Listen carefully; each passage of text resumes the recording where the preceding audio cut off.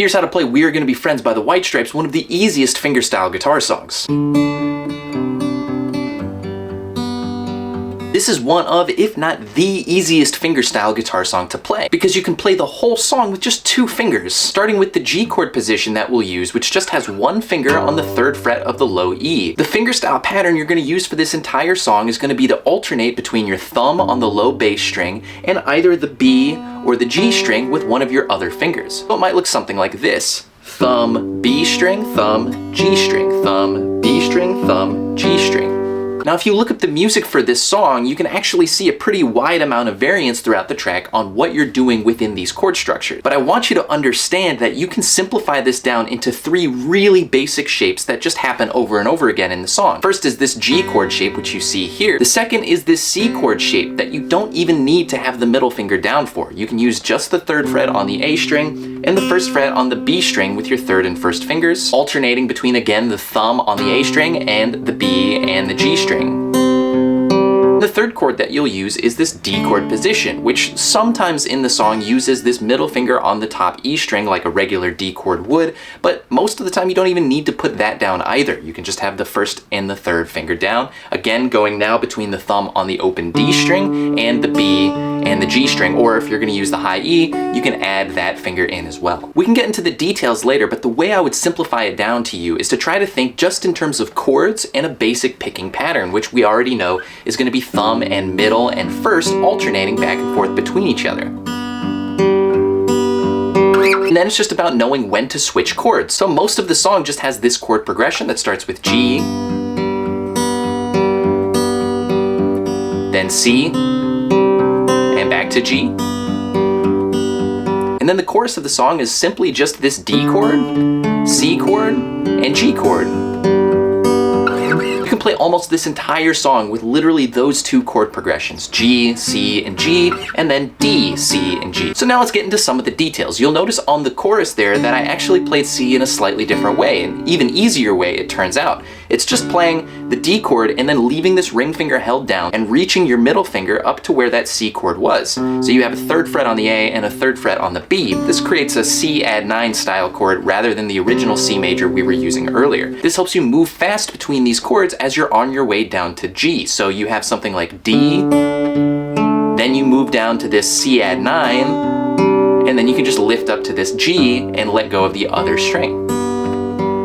In terms of details, it's the chorus when you can add in this high 2nd fret of the D chord if you feel comfortable doing so. You might do that on the first pass through, doing something like high E, then C, then G.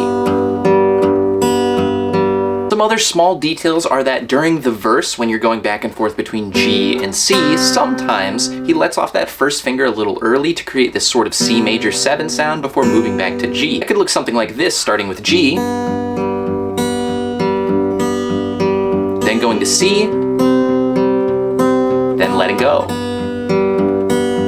You'll notice it only happened on that last note right as you lead into the G chord. Another small detail is that depending on the verse you're on, he reverses whether or not he plays the B or the G string first in his picking pattern. You might wonder why, but if you listen to the recording, it's pretty clear to me that he just has a vibe, a general feeling that the song is going for, and he's playing this acoustic guitar live, which means there are, I wouldn't call them mistakes, but we'll call them fluctuations that he left in on purpose. And sometimes I actually think it's a flaw to try to recreate those mistakes or fluctuations perfectly, because that's not the point. It happened because it happened in that time when he was recording it, and if he plays it live, it might happen in a different way. Now, I haven't checked his live recordings. Maybe it was all pre-written to have the 1st verse start with the B string, but the 2nd verse start with the G and go the opposite direction, but that would really interest me if that was true. The last piece of the song you could learn if you wanted to is the bridge. And the bridge is just the same picking pattern, but using a slightly different chord order with a brand new chord at the end. It just uses the C chord first, then the G chord, and it goes back and forth between those 2, and the G chord, then the A chord, which it does for 2 measures, then C, and D at the end. And then you go right back to the verse after that. You do a chorus at the end, twice in a row, and And then you end on a big G chord, which I believe is notated without the last string on the bottom, but it doesn't really matter. And that should be everything you need to play the easiest fingerstyle guitar song. It's a great song to practice and use even with just one finger, going back and forth between these third frets and working on that picking pattern that you have. So let's finally put it all together and do one full playthrough where we play through these chords and see if you can keep up through to the end of the song. Here we go.